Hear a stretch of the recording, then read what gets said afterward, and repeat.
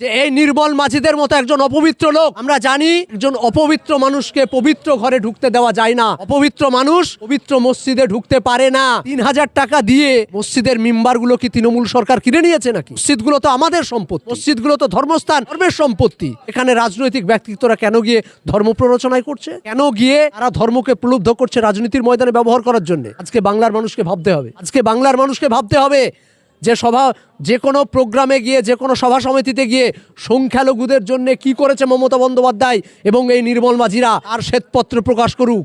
মিম্বারে গিয়ে আর ইফতার পার্টিতে গিয়ে শুধুমাত্র সংখ্যালঘুদের মন জয় করতে চাইলে হবে না। সংখ্যালঘুদের কাজের মাধ্যমে কি উন্নয়ন করেছে দেখাক। মাদ্রাসা শিক্ষা আজ অব্যবস্থার মধ্যে দিয়ে যাচ্ছে, মাদ্রাসা শিক্ষা ব্যবস্থা ধ্বংসের দিকে। আনএডেড মাদ্রাসাগুলো এখনো পর্যন্ত মিড ডে মিল পর্যন্ত পায় না। এই নির্মল মাঝিরা একটা কথা বলার ক্ষমতা নেই।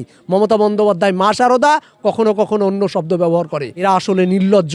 এই মানুষগুলোকে চিনে রাখুন। মসজিদের মেম্বারগুলো পবিত্র জায়গা, এই জায়গাগুলোকে সেভ করার দায়িত্ব, এই জায়গাগুলোকে রক্ষণাবেক্ষণ করার দায়িত্ব, উপযুক্ত মর্যাদা দেওয়ার দায়িত্ব যেমন ইমাম সাহেবদের তেমন আমাদের। তাই ইমাম সাহেবদেরকেও আজকের দিনে ভাবতে হবে কাকে মসজিদের ইমাম পর্যন্ত নিয়ে যাচ্ছে। এখন সামনে ভোট আসছে, 2026 আসন্ন, আর মমতা বন্দ্যোপাধ্যায় বর্তমানে সংখ্যালঘু রাজনীতিতে ব্যাকফুটে, সম্পূর্ণভাবে ব্যর্থ। আজকের দিনে দাঁড়িয়ে পশ্চিমবঙ্গের সংখ্যালঘুরা বিভিন্ন ইস্যুতে, যেমন ওয়াকাফ, ওবিসি, মাদ্রাসা শিক্ষা, এই সমস্ত বিষয় নিয়ে সংখ্যালঘুরা যখন মমতা বন্দ্যোপাধ্যায়ের কাছ থেকে, তৃণমূলের কাছ থেকে মুখ ফেরাচ্ছে, ঠিক সেই সময় বরাবরের মতো মমতা বন্দ্যোপাধ্যায়কেও যেমন আমরা দেখেছি ধর্মতলা রেড রোডে দাঁড়িয়ে সভা মঞ্চে আল্লাহু আকবার লা ইলাহা বলতে বিভিন্ন মন্ত্রীদেরকে দেখেছি। এই পশ্চিমবঙ্গের রাজনীতিতে ইফতার পার্টি, আমরা জানতাম ইফতার মাহফিল, ইফতার মজলিস হয়, কিন্তু আজকের দিনে ইফতারটাকে পার্টিতে রূপ দিয়েছে কারা? তৃণমূল কংগ্রেস, কারা? মমতা বন্দ্যোপাধ্যায়। এই মমতা বন্দ্যোপাধ্যায়ের সংস্কৃতি যদি এটা হয় যে ইফতার পার্টিতে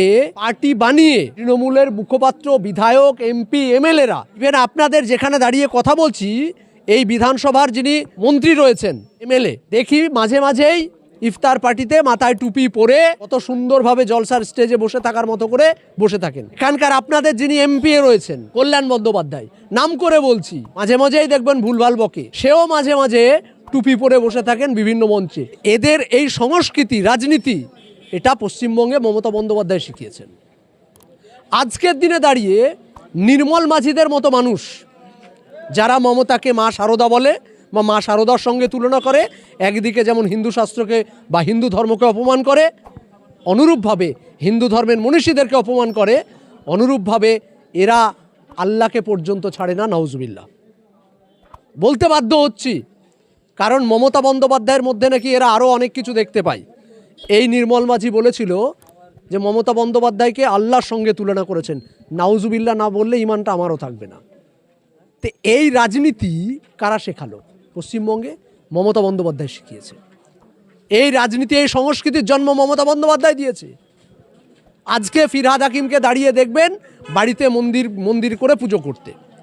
আজকে পশ্চিমবঙ্গে কলকাতার বুকে সবথেকে বড় যে পুজো কমিটিগুলো হয় তার মধ্যে একটা ফিরহাদ হাকিমের পুজো, আমরা জানি ববি হাকিমের পুজো। তো ববি হাকিম পুজো করবেন আর নির্মল মাঝিরা গিয়ে মসজিদের ইমামের মিম্বারের ওপর দাঁড়িয়ে বা মিম্বারের সামনে দাঁড়িয়ে প্রার্থনা করবেন। সামনে ভোট আসন্ন, সংখ্যালঘু ভোট। এই মমতা বন্দ্যোপাধ্যায়ের কাছ থেকে বুঝতে পেরেছে সংখ্যালঘুদের জন্য সারা বছরে এরা রাজনীতিতে করেছে, অর্থাৎ লবডঙ্কা দেখিয়েছে সারা পশ্চিমবঙ্গের মুসলমানদেরকে, শুধু বোকা বানিয়ে রাজনীতি করেছে, ভোট ব্যাংক হিসাবে ব্যবহার করেছে। সেখানে যখন সংখ্যালঘু মুসলমানরা মুখ পেরাচ্ছে, সেই সংখ্যালঘু মুসলমানদের ভোট ব্যাংকে ধরে রাখার জন্যে এরা আজ মসজিদে ঢুকছে, কাল আপনার বাড়ির জলসায় উঠবে, পরশুদিন আপনার বাড়ির খাতনাতে যাবে, তারপরের দিন দেখবেন পরের দিন বিভিন্ন সভামঞ্চে।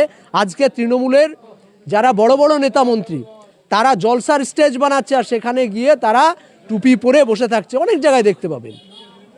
কেন? কর্মের রাজনীতিতে মমতা বন্দ্যোপাধ্যায় এবং তৃণমূল কংগ্রেস একটা big zero, failure, most failure.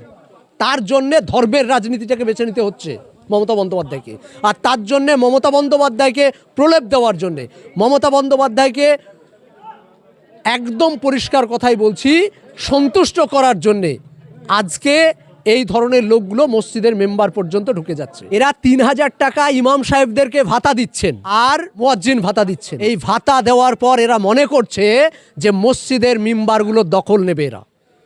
কেন বলছে? এই কারণে যে ওই মসজিদ কমিটিকে আমার প্রশ্ন, যে এই নির্মল মাঝিদের মতো একজন অপবিত্র লোক, আমরা জানি একজন অপবিত্র মানুষকে পবিত্র ঘরে ঢুকতে দেওয়া যায় না।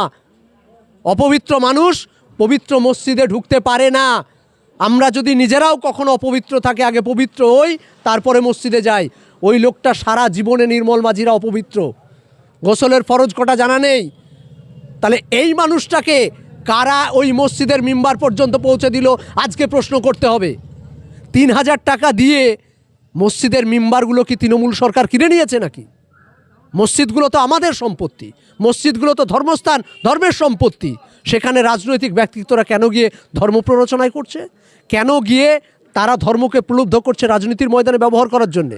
আজকে বাংলার মানুষকে ভাবতে হবে, আজকে বাংলার মানুষকে ভাবতে হবে যে কোনো প্রোগ্রামে গিয়ে, যে কোনো সভা সমিতিতে গিয়ে সংখ্যালঘুদের জন্য কি করেছে মমতা বন্দ্যোপাধ্যায় এবং এই নির্মল মাঝিরা, তার শ্বেতপত্র প্রকাশ করুক। মিম্বারে গিয়ে আর ইফতার পার্টিতে গিয়ে শুধুমাত্র সংখ্যালঘুদের মন জয় করতে চাইলে হবে না। সংখ্যালঘুদের কাজের মাধ্যমে কি উন্নয়ন করেছে দেখাক। মাদ্রাসা শিক্ষা আজ অব্যবস্থার মধ্যে দিয়ে যাচ্ছে, মাদ্রাসা শিক্ষা ব্যবস্থা ধ্বংসের দিকে। আনএডেড মাদ্রাসাগুলো এখনও পর্যন্ত মিড ডে মিল পর্যন্ত পায় না। এই নির্মল মাঝিরা একটা কথা বলার ক্ষমতা নেই। মমতা বন্দ্যোপাধ্যায় মা শারদা, কখনো কখনো অন্য শব্দ ব্যবহার করে। এরা আসলে নির্লজ্জ। এই মানুষগুলোকে চিনে রাখুন। মসজিদের মেম্বারগুলো পবিত্র জায়গা, এই জায়গাগুলোকে সেভ করার দায়িত্ব, এই জায়গাগুলোকে রক্ষণাবেক্ষণ করার দায়িত্ব, উপযুক্ত মর্যাদা দেওয়ার দায়িত্ব যেমন ইমাম সাহেবদের তেমন আমাদের। তাই ইমাম সাহেবদেরকেও আজকের দিনে ভাবতে হবে কাকে মসজিদের ইমাম পর্যন্ত নিয়ে যাচ্ছেন, কাকে ইমাম সাহেবের জায়গা পর্যন্ত পৌঁছে দিচ্ছেন। এই অপবিত্র মানুষগুলোকে ভাবতে হবে আপনাদেরকে। ভাবুন বাংলার মানুষ।